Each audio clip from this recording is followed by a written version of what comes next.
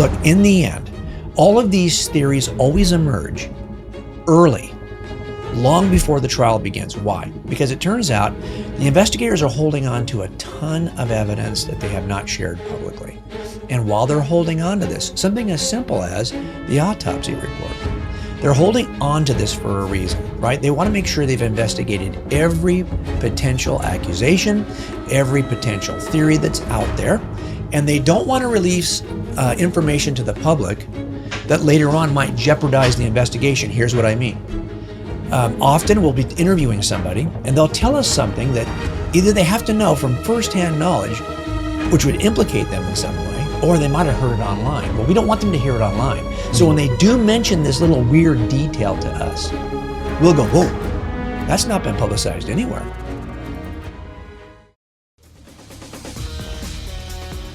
About 30 hours after Charlie was murdered, I arrived back in Phoenix, and my wife picked us up at the airport. And she said there was some kind of crazy conspiracy theory out there that a guy in a white hat was signaling the shooter. Well, the guy in the white hat was me. And that conspiracy theory still lives on in some people's minds, but there are other conspiracy theories going on. Was there a second shooter? Or is the shooter, the Tyler Robinson suspect, maybe he's a patsy. Maybe he didn't pull the trigger at all. Maybe somebody closer shot Charlie. Maybe, who knows? There's all sorts of different conspiracies out there. What was the trajectory of the shot? Where did it come from? We're going to investigate all that today, and there's nobody better to investigate that than a cold case homicide detective, my friend J. Warner Wallace. You know, he's been on this program several times before, coldcasechristianity.com. He solved many cold case murders himself. He's been at many homicide scenes. He knows how investigations are done, when information is released, when it's not released. He knows a lot about this kind of investigation. So Jim has researched some of these conspiracy theories. In fact, I asked him to do it because I just can't watch the video. And Jim has. So Jim, thanks for doing all that. Why don't we start with the main conspiracy theory out there about the shooters, and let's just take it from there. Was there a second shooter? What does the evidence show? Well, this is I know for you personally, this is a tough thing to talk about. And so I did watch all the videos. I'm about a day behind. So there's probably some videos that came out yesterday when I was flying that I wasn't able to watch. But I think I pretty much got the idea of what is being said and the number of different kinds of claims that are being made. I think we should start, though, honestly, this is how we start with all investigations. You start with what is the affirmative evidence, right? Because we can always speculate about what evidence we might someday get, or we don't quite have yet. But we tell jurors all the time, you're not allowed to speculate in jury deliberation about what might be. You have to speculate. You can't even speculate at all. It's actually a term we use in criminal trials. Instead, you have to base your inferences simply on the evidence you have before you, not what you think could be out there. So this is the standard jury instruction. We should also embrace it when we're looking at this, even on a cultural way, like on YouTube channels, okay? What we have so far is strong evidence that this Tyler Robinson is the one who's involved, based on not only, the video we have of his escape route, his own statements to people before and after the shooting. We have no evidence right now of a secondary shooter, but I can understand, we're going to talk about why these people are making these claims. But I think what we have right now, I'm looking at my notes, is you've got great DNA evidence that traces his path. We're eventually going to have ballistic, and we'll talk about all that. So right now, the evidence they have points to one suspect. Now, I think what has added to this conspiratorial kind of ethos we're in is that the FBI has made several posts saying, hey, we're going to investigate the possibility of a second shooter. Not because they think there's a second shooter. They're hearing the same noise that all of us are hearing. And they're going to have to knock down each one of these theories before they go to trial. Just let me say one thing, Frank. When we get done investigating a case and we have a suspect in custody that we believe is our guy, and it's sufficiently supported by the evidence that a district attorney will even file the case, and trust me, DAs don't want to file cases they are going to lose. So that the level has to be pretty high before they'll even file the case. Well, once we've done that, now we're thinking clearly about the trial and protecting the trial. So a lot of what we're going to do, those decisions we're going to make are going to be about protecting the trial. Now, what I'm seeing online are a couple of things. A number of kind of simpler ones are the ones where people are looking at the crowd and they're looking at the background, who's standing behind Charlie, who's in the crowd off to the side of Charlie, and they are playing the video back frame by frame by frame from the point of the shot. And they're looking for little movements, little things that seem out of the ordinary. Now, this is just not a good way to do investigations, because you can find someone's going to scratch their ear at the time of the shooting, and suddenly it becomes something they think means something. And I've seen a number of these from both sides in the crowd, people in the crowd, where people are speculating, well, did that person in the crowd actually do the shooting? Did he have a palm gun? Did he have a gun that was shot from a cell phone?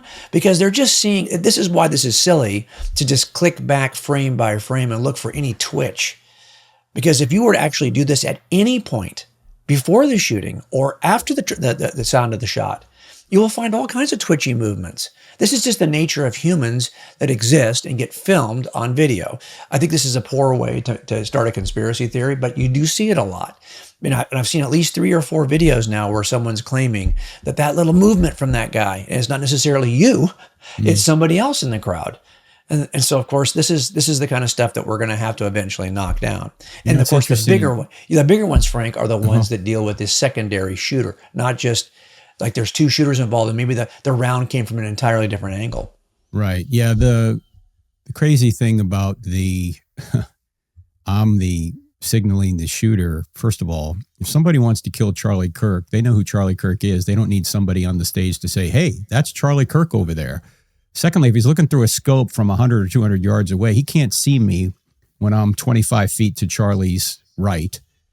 And there's no motive anyway to actually signal anyone. It's crazy how this stuff arises. I'm still seeing people in my YouTube feed saying, oh yeah, you were making signals. And let me tell you, you just said something that turned out to be true. You didn't know this was the case already, but as soon as we got to the hospital and handed Charlie off, the FBI was there and started interviewing each of us individually. Then a few days later, I get a phone call from the FBI wanting to ask me about the signal gate thing. Right. And so now, what, and here's the question, Frank. They're not calling you. Trust me, I've done this myself. Right. They are not calling you because they think, oh, maybe Frank's involved. No, they're calling you because they know a trial is coming. Right. And in the trial, every one of these issues is going to be a distraction to the jury. So what they do is they thoroughly investigate each one of these distractions, not because they think it's credible, but because they know that a defense attorney may someday try to make it sound credible. There you so go. You can't take the fact you were interviewed as any consensus amongst the investigators. They think this is true. That's never the case. Now, I think you mentioned something here. Like the motive seems to be a lot of this. Like, why do people create these kinds of conspiracy theories? Well, sometimes it's because they want to attribute ill will to some side of the political spectrum. It's not really that side, it's the other side. Sometimes it's because they simply want to have, like, we are in a look at me social media world. And the way you get those kinds of clicks, and I can tell you, I went through all these videos, those are the most popular videos on those channels because they're mentioning Charlie Kirk's death. And this is one of the reasons why I think a lot of us have kind of resisted the temptation to leverage something this terrible just for social media clicks. But these folks don't care about that. These folks are actually, it's a motivation now to suggest a theory. Now, let me just say something about the way this is being done, because we have enough time in this first segment to talk about this. Look, in the end, all of these theories always emerge early, long before the trial begins. Why? Because it turns out the investigators are holding on to a ton of evidence that they have not shared publicly. And while they're holding on to this, something as simple as the autopsy report, they're holding on to this for a reason, right? They want to make sure they've investigated every potential accusation, every potential theory that's out there, and they don't want to release information to the public that later on might jeopardize the investigation. Here's what I mean. Often we'll be interviewing somebody and they'll tell us something that either they have to know from firsthand knowledge which would implicate them in some way, or they might have heard it online. Well, we don't want them to hear it online. So when they do mention this little weird detail to us, we'll go, whoa, that's not been publicized anywhere. This is why often it's not as though agencies lie. And that's by the way, that's one of the biggest first assumptions on all these channels. You can't trust anything that the law enforcement agency is telling you. Well, I can tell you this, we don't lie. And here's why we don't lie, because it turns out our credibility is going to come into question on the stand during the trial. Here's what we do though. We don't tell you everything. That's a big difference. You release information incrementally when it makes sense to do so. So that's a great point, Jim. If they were to release information, then other witnesses might be tainted by that information when they're interviewed, so they can't release it all now. There's much more with the great J. Warner Wallace coming up, cold case homicide detective. He's going to analyze these conspiracy theories, so don't go anywhere. We're back right after the break. You're listening to I Don't Have Enough Faith to Be an Atheist.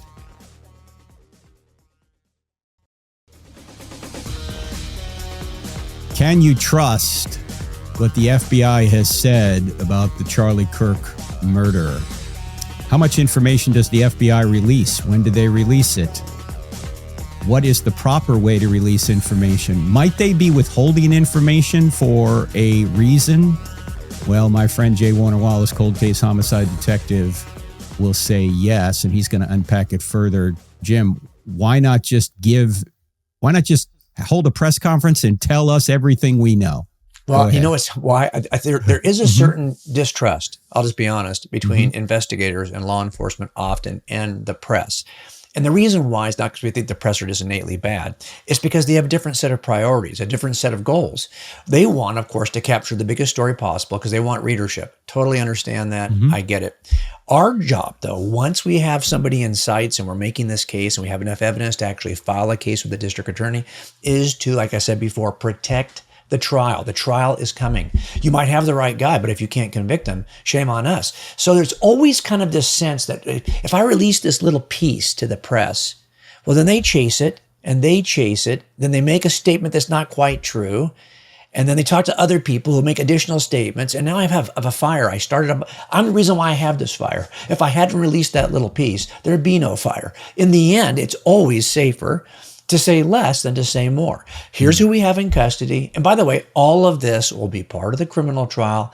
It's not as though you're not going to know what happened. You're just not going to know what happened today.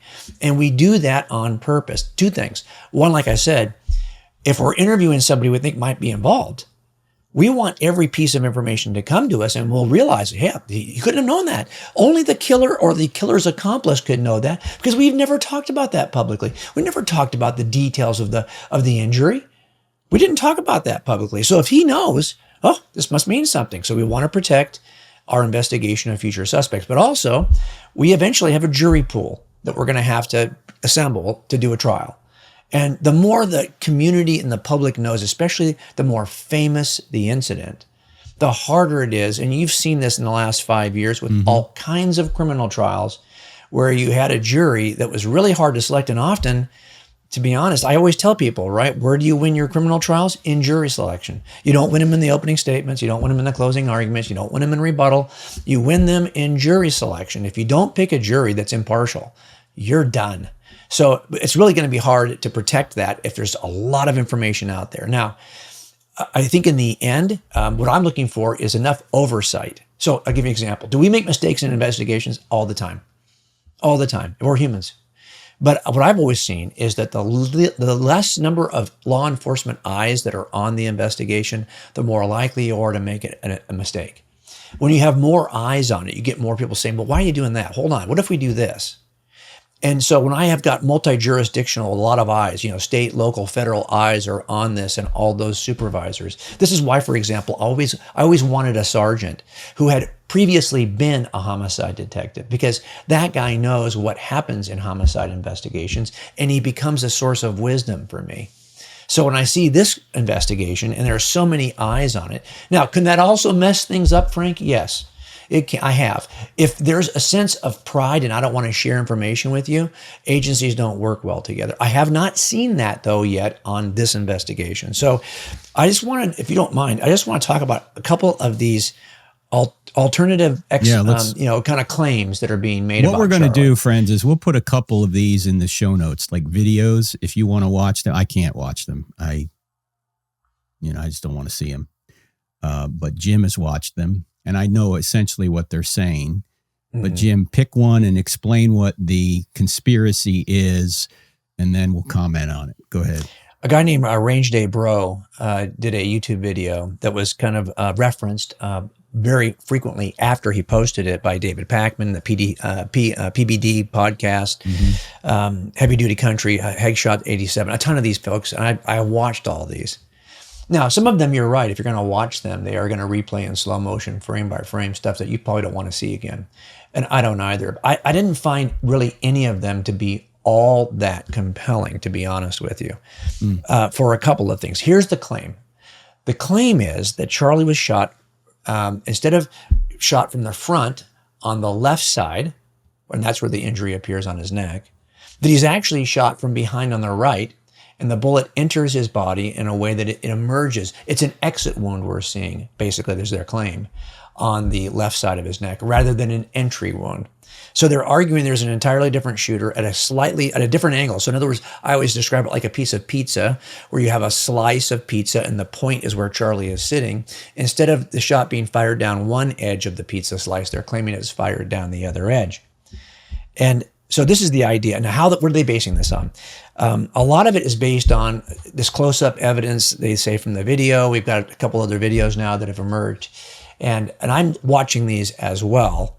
And I'm thinking, okay, for example, at the point of the entry wound or the impact, let's put it that way, they see something on the right side of Charlie's head that they either claim is some evidence of the bullet itself, or is perhaps blood, or is perhaps, there's no way, Frank, to tell from the videos. Here's my problem with all that.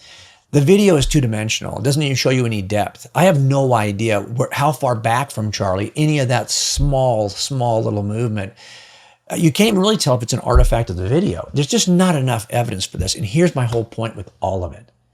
So that's the major claim I'm seeing on the secondary shooter, that the bullet comes in from the right side, and then it exits from the left side. And I think the point here is they're trying to say, hey, this guy they've got, Robinson's a patsy. He didn't even pull the trigger.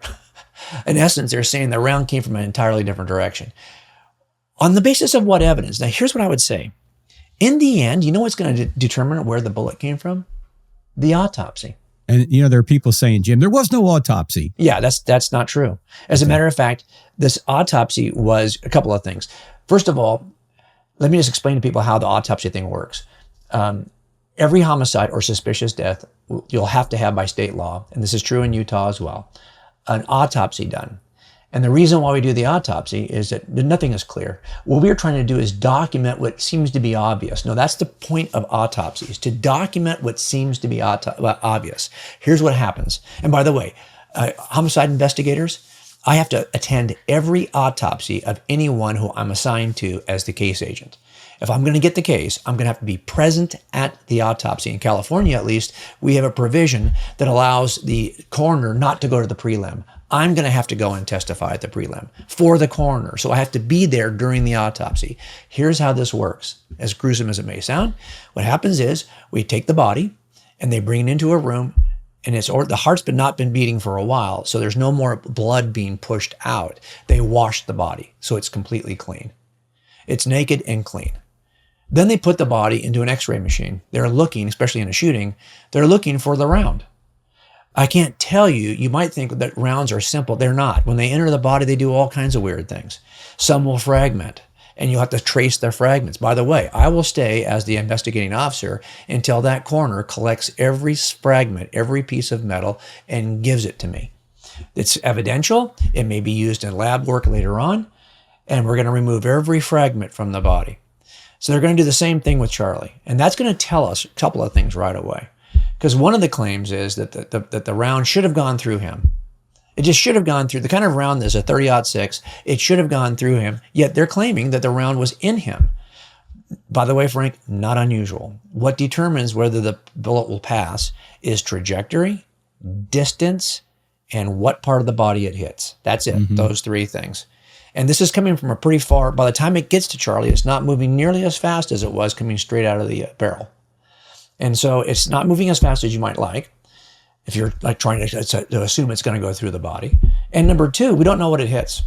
And if it hits the spine, if it hits something, I can't even tell you, think the round's going to go in straight, and then it hits something and it travels up, down, and it could come in at the high torso and leave at the low torso. And you're thinking, how does that happen?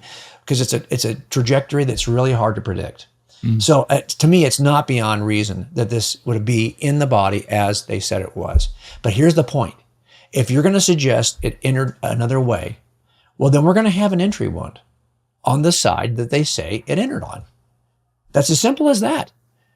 This is why I know, this is one of the things I'll always use is the statement of Kash Patel, the FBI director. At some point, he said that he was investigating the potential of a secondary shooter. This is not because the FBI thinks there's a secondary shooter. They're just hearing the same noise that everybody else is claiming. So what they're going to do is knock down every potential far-fetched conspiracy that a defense attorney can raise. They're going to knock all those down. Not because they're the source of the concern, because the public is talking about it and they want to knock it down. Well, I can tell you that there was only one shot because I was right there. I didn't hear a second shot. There were probably 5,000 or 6,000 other people there. If this guy up on the roof did take a shot, that was the shot. Right. What they're claiming is that he didn't take a shot. He's a patsy, a fall guy for their real killer. This is what's so ridiculous. So here's what this is why I said. What motive is there for that? That's what exactly. Well, this is it, right? I think as I said before, there's only one of two motives. One, you're trying to attribute this killing to a group you don't like, or two, this is a great way to get attention online. Those are the motive. That's enough motive right now in this age in which we live to drive a lot of people. Also, Jim, if they're saying that it came from Charlie's right back, I was standing in that area, just a little bit more beam of him. So if I was at his 3 o'clock, they're trying to say that shot came from 4 o'clock. And behind me pretty much was a wall. There weren't many people back there. And if the shot was taken within 10 or 20 feet of me, it would have been a lot louder than it was. Right. And I think part of it too, Frank, is that this is what we can do. We can spend a lot of time kind of theorizing like that. But here's the great part about it. The autopsy will settle it two ways. One, it's going to provide for us all of the trajectory angles. They're either going to be consistent with Robinson or they're not. If there's another entry wound, it'll show us. But here's the better part. It turns out we recovered a round. That round is either going to have the metallurgy and ballistics that match Robinson, or it's not. It's as simple as that. And so in the end, this is part of the comprehensive case you put together. And this is also why, as we said before, you can really only make these kinds of outrageous kinds of claims.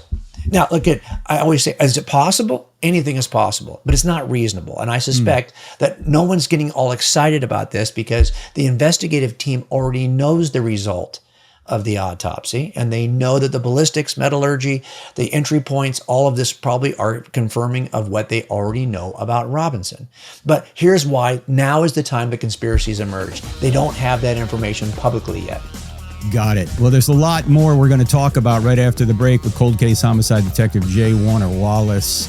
What's the truth about the murder of our friend Charlie Kirk? We're going to try and get to it. We won't have all the answers until the investigation is complete, but we can at least point out that some of the speculation is just that, speculation that's going to be corrected by evidence later. Back right after the break.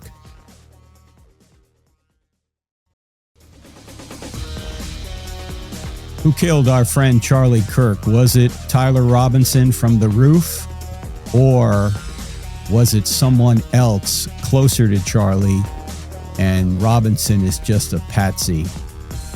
Conspiracy theories are everywhere on the internet. And we know, of course, if it's on the internet, it has to be true, ladies and gentlemen, right? Yeah, crazy. Jim, we do know that they have recovered the round. Why is that important? Even if we don't know at this point what they discovered about the round. Yeah. So what's some of the claims you're seeing online is why have they not released the autopsy, or the claim that there was no autopsy at all? Now, we already have from several independent sources, even skeptical sources, that acknowledge that the autopsy was performed. So we know it's been performed. And that's something that Turning Point has even broadcast, that there was an autopsy done. There was certainly enough time to do it. And when you do this kind of thing, even you might think, well, how do I prepare? We don't know what the private memorial service was for the family, but we have some pictures. Now you might think, well, if an autopsy was done, could you still have an open casket? Yeah, that's very common. Well, you saw Jim, Erica released a picture. Yes. I was in the room. It was an open casket for the family. But I'm not at liberty to say what else happened, but yeah, you saw him. It was an open casket. Yes. And you might think, well, how can you do an extensive autopsy, especially on this kind of an injury, and then leave the body in condition that you can have an open casket? Well, I'm not going to get into the details of this, but they have a way of doing it, a way of entering they can do all of it, including doing an examination of the condition of someone's brain, all of this, and then return the body to a position where it could be in an open casket. Mm. So there's so much that can be done in the autopsy. It does not preclude, nothing is precluded from the fact they did an autopsy. And that autopsy is important for several things. Number one, what are we looking at? Well, we're looking at what all the wound trajectory stuff. We're going to be able to tell from that. And apparently, according to several now news reports, and even to what TPUSA has released, the round was recovered from his body. So, and it was very close to the actual entry point, which probably means that it hit something hard. And you can kind of see there's a couple of reasons why you might see the reaction that Charlie immediately experienced. But one of those might be that it hit the brainstem, it hit something that would have changed the trajectory of the round, all kinds of things. Mm-hmm. So from my perspective, there's nothing unusual about what we're going to see. But here's what's great. We are going to recover a round that we can now compare to the rounds we have at the actual rifle. So we've got enough data, both from metallurgy and from ballistics from the rifle, and what kind of condition that leaves the round in when it leaves the barrel. There are some things we can look at, and they'll be pretty close. But here's the most important thing. Even though this might not be 100% a way to confirm every detail of Robinson as the killer, what it will do is dispel all of these alleged theories that involve an entirely different trajectory, because that trajectory will be really clear from the autopsy. So I think a lot of this is us, again, watching people speculate. And what really is making the speculation possible is the missing autopsy is not in the public domain.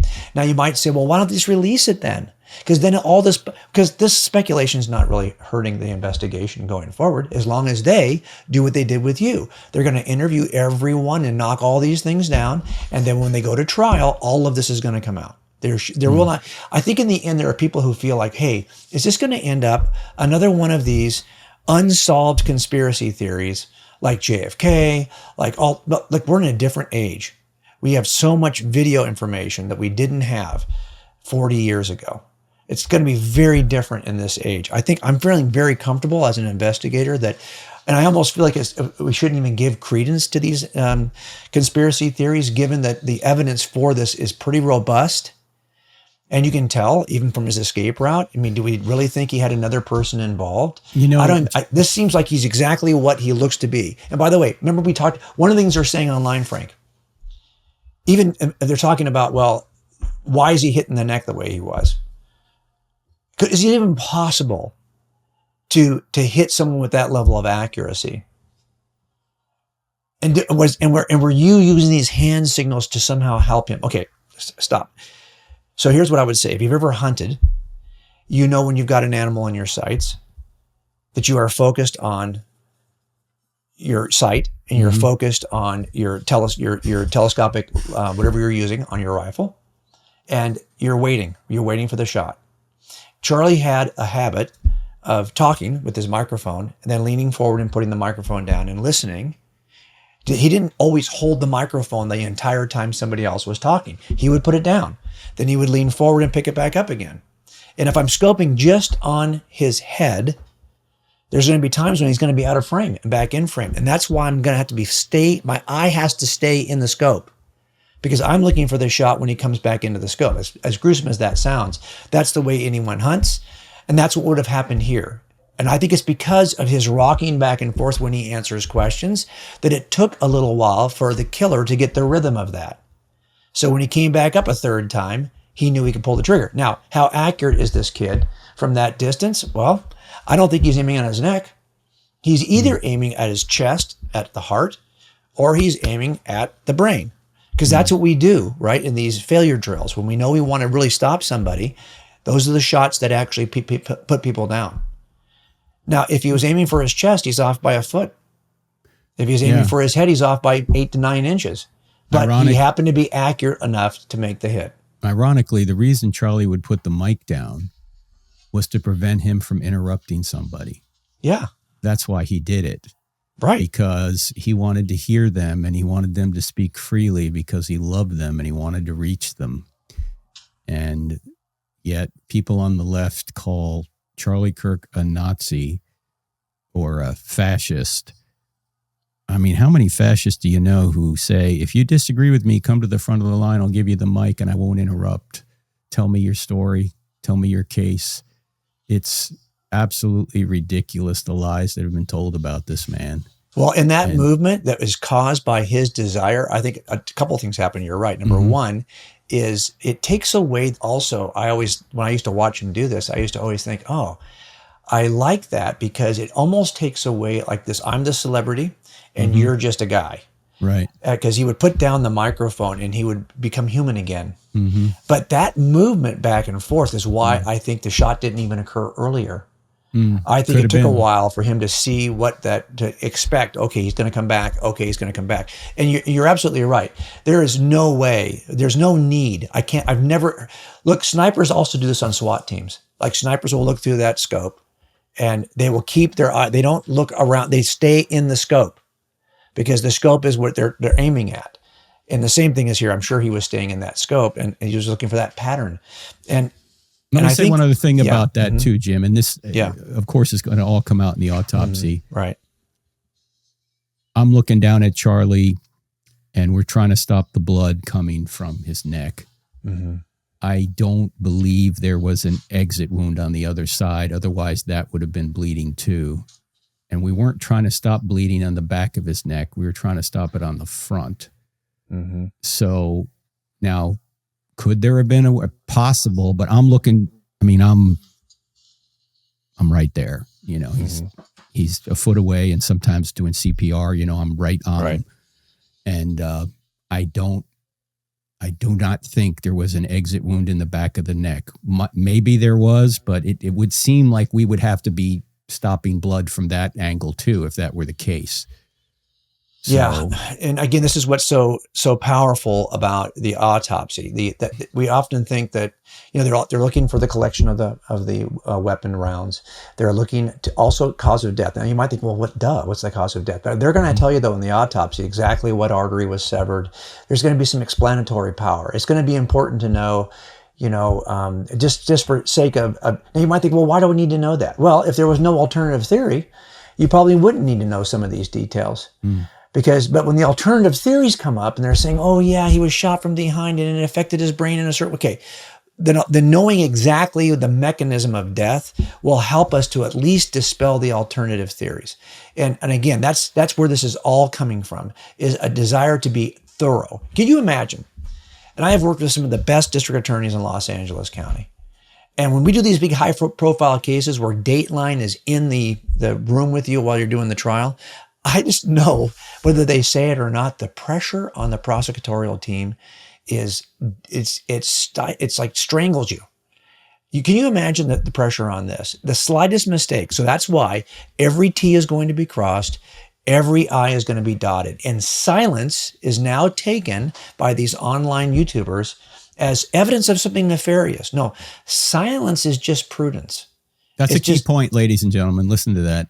That is a key point that you need to know. Jim's been on the inside and done these investigations himself. He knows what he's talking about.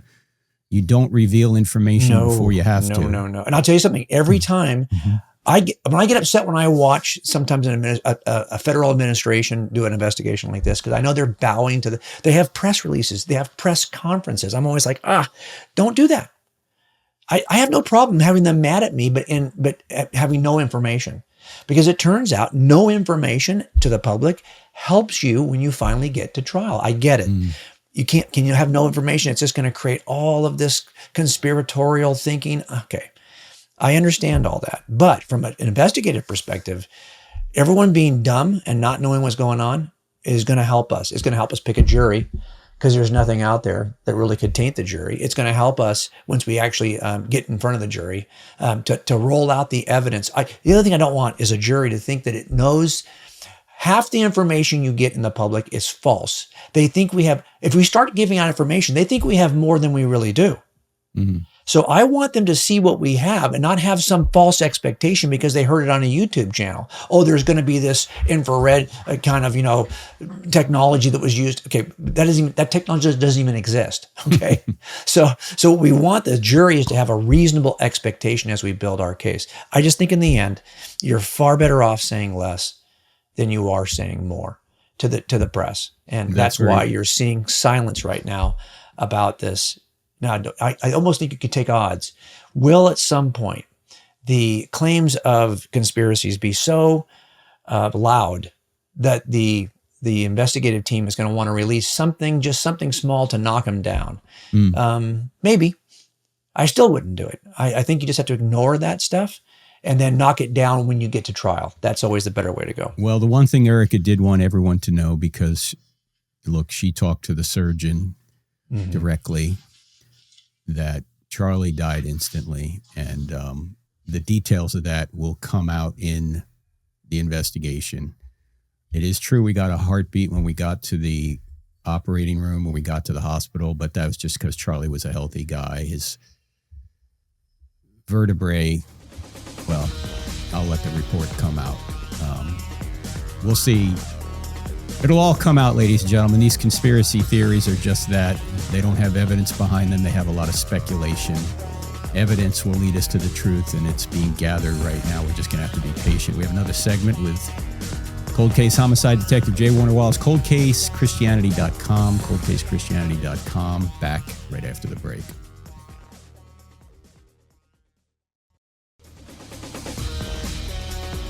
Conspiracy theories surrounding the murder of Charlie Kirk. That's what we're talking about today. We have an expert, J. Warner Wallace, cold case homicide detective, has investigated many homicides, knows how the investigations go.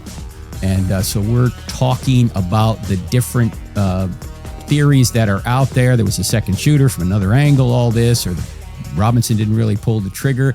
And Jim, there's been some skepticism that Robinson is the killer because apparently the nature of what he said on Discord to his boyfriend wasn't convincing to people, or what's the issue there? What's going on there? Yeah, some of the statements that were made, even to friends, other people, especially to his live-in mate, was like, okay, so does it sound like a normal conversation? It sounds kind of stiff, almost as though he's trying to say it in a very formal way that will get the boyfriend off. In other words, make sure that he'll never be prosecuted for this. Well, okay. The only way you can examine that forensically, and I've used a lot of forensic statement analysis in criminal trials where I'm showing a jury that this statement the suspect made is odd, and it's a tell that he's being disingenuous. Okay. I'd have to have, and I usually will show then, okay, so let me show you when typically discussing this, these other 15 times, look at how he behaves. Look at how he behaves. Now look on the 16th how he responds differently. In other words, in order to say that this conversation between him and any of his friends is forced, I'd have to have a huge sample size. And I don't think we have that. So when somebody online gets a YouTube channel and says, oh yeah, he couldn't have been, he's clearly staging this to make it possible for his friends to be off the hook. Well, we don't have enough sample size. And there may be enough sample size. It may also be one of those things that the investigators are not releasing. But I certainly don't see enough sample size. And here's what I mean. You'd have to say, well, every time he talks about the shooting, he says it this way. Well, how many times do we have recorded him talking about the shooting? Not only that, whatever he's talking about, I'd have to have it in a certain context. Did he change the way he talks to him as opposed to others? Do you see why you need a huge sample size? Yes. One last thing about that. Forensic statement analysis is not a science. It's an art. And there are times when I have said, okay, this is important right here, but I'm not quite sure why it's important. I just know that there's something going on here. Now, I can infer it one way and the defense might infer it a different way. But I think we have to be really careful about the extent to which language alone can tell us much. And I don't think we have a big enough sample size. And anyone who's online saying, hey, this is the reason why we know he's not alone, I don't think you can make that kind of claim until I have a larger sample size to see how people are communicating. And Jim, Yeah. No, I was going to say, I think you've said this before. Mm-hmm. Every case you've ever worked has had loose ends or details you couldn't explain. Is that true? Oh, absolutely. So this is something we should talk about right now, because Charlie wasn't just a guy. He was a guy who was a Christ follower. And he had a lot of exposure to you. And we've all talked, you and I have talked, I'm sure you talked with him as well, about the nature of eyewitness testimony. So much online right now, skepticism about who's the killer is because you might have one person who saw the entire thing that reported it this way. Another person who was there also who saw the whole thing reports it a slightly different way. And then suddenly the YouTuber is skeptical. Oh, this is either a lie. Something's not, listen. I've had multiple eyewitnesses on many of my cases. They never agree entirely. And sometimes it drives you crazy because the defense attorney is going to go after this. They're going to say, see this difference? You can't trust this guy. He says it's slightly different. No. Everyone comes in with their own set of priorities, their own things they love. They love guns or they love a certain kind of clothing. They can tell you more about those things that they're interested in. And they sometimes won't even pay attention to things they're not interested in. And the accounts have to be puzzled together. Charlie knew the Gospels were exactly like this. He knew because you talked to him about it. You and I have been talking about this forever. Eyewitnesses don't agree, and the investigator's job is to put those two together so they lock in and you have the fullest, most robust picture of what happened. And Charlie knew that was true of the Gospel authors, that each one sometimes describes the exact same event, yet the difference is tangible. You're like going, how can they say it so differently? That's what eyewitnesses always do. When I first opened the Bible at the age of 35, what intrigued me were the differences. So when I'm reading through these Gospels, I'm going, wow, this has got a flavor, a texture of disagreement, or at least of kind of like you have to stitch these things together to make sense of it, that is very common in true eyewitness accounts. And so this is why when Charlie would talk about trusting Christ as Savior, he wasn't talking about, just pick anything about God is close enough. No, he actually knew that we could trust what the Gospels were saying about Jesus, that he lived, worked miracles, taught, a crazy upside down backwards ethic that most of us, it shaped all of Western civilization. And then he rose from the grave to demonstrate where his authority came from. This is what I think we have to kind of focus on going forward, right?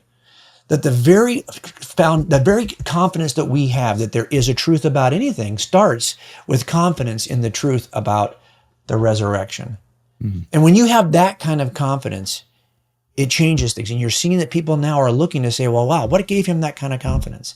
What gave him that kind of boldness?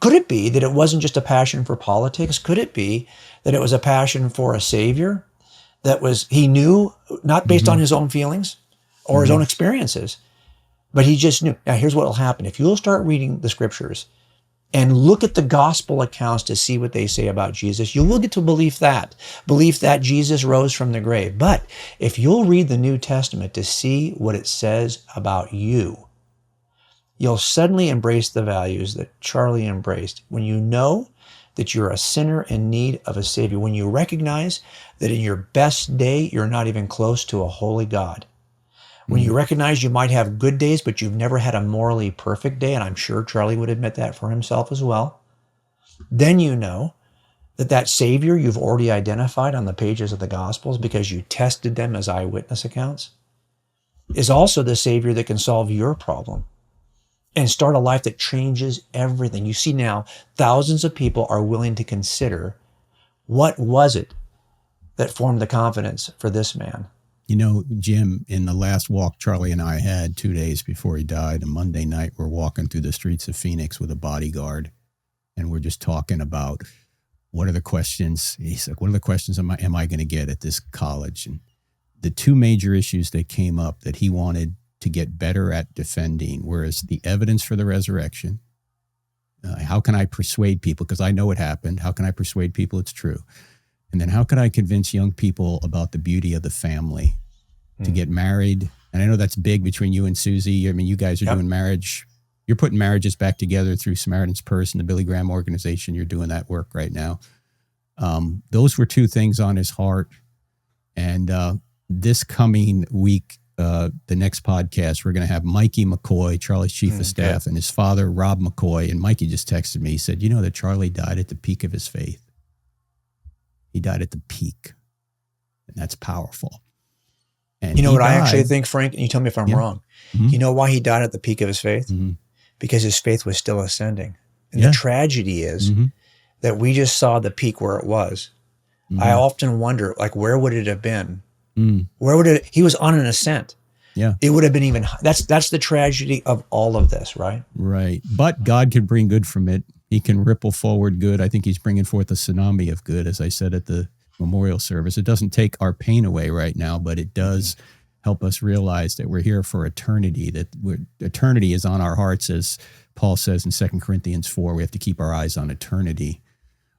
It could be, I don't know if this is true, Jim, or not, it could be that Charlie's impact might be greater given what has happened than if he had lived. It could be. I don't know, but I'm getting emails from Sweden, from Denmark, from London, from Australia. People are saying they're Christians because of Charlie Kirk. Yeah. Well, and this is why Charlie knew the connection between the resurrection and his interest in marriage. So if you're thinking, well, hey, I'd love to have a marriage like that. Well, it's tied to the vision, the connection that Christ loves the church as the bride. That connection transfers over into Charlie's life and his own marriage. These are not disconnected. Christianity is not just true. It is beautiful. This combination of being true and beautiful can change everyone's life. But by the way, nothing really could be beautiful, though, if it's not true to begin with. These are connected. Right. It's beautiful because it's true. And it happens to be beautiful, and you can see it in how it affects people's lives, how it affects their marriages. And we saw that with Charlie. By the way, friends, Jim wrote an absolutely astonishing book called Person of Interest. If there's just one book you want to get about Jesus, it would be that one. You'll be shocked to learn the impact, how this itinerant preacher from a remote part of the Roman Empire 2,000 years ago has had on the world. It's really hard to explain if Jesus did not rise from the dead. So Person of Interest is a book you definitely want to get if you don't have it. And then if you want more of the evidence of the manuscripts and that sort of evidence, you want to get Cold Case Christianity, the new edition, which came out, the updated edition came out a few years ago. Yeah. Tell them about your website, Jim, and where else. Well, look, I mean, it's like all of us. We all want to make a case for the God that we love, and so we did that at coldcasechristianity.com. But like before you go to any of that, just Scripture. It's all in the Scripture. Yep, it is. Bible sales are through the roof. If you're listening to us right now and you've never read, go get a Bible and read the Gospel of John. Once you fall in love with Jesus, everything else is downstream. Every other view you've held about anything is downstream of whether or not Jesus is who he said he was. That's right. Start with the Gospel of John. You will be changed. By the way, we don't have time to get into this, but if you get coldcasechristianity.com, or you get the book, Jim, you talk about how hard it is to really pull off a conspiracy, right? Yeah. Like, and we didn't even go into that, but you're absolutely right. Because the claim was always that these disciples were conspiring, but we know how difficult that is. And that's one of the reasons why when I hear someone online talk about Charlie, I know it can't be as easy as they say it is. That's right. Jim, thank you for this work, brother. You've helped a lot of people. The great J. Warner Wallace, ladies and gentlemen, coldcasechristianity.com. I'm telling you, get those two books at least. Cold Case Christianity, get Person of Interest. They are blessings. And read the Bible. Start with the Gospel of John. When you see who Jesus is, you can't not know he's the Savior. All right, Lord willing, we'll see you with Mikey and Rob McCoy next time. God bless. If you're looking for solid answers to life's biggest questions, don't miss the latest episode of I Don't Have Enough Faith to Be an Atheist Find it on Apple Podcasts, Spotify, Pandora, iHeart, OnePlace, and Podchaser. Tune in, discover the truth, and share it with someone who needs it. Let's keep spreading the truth together.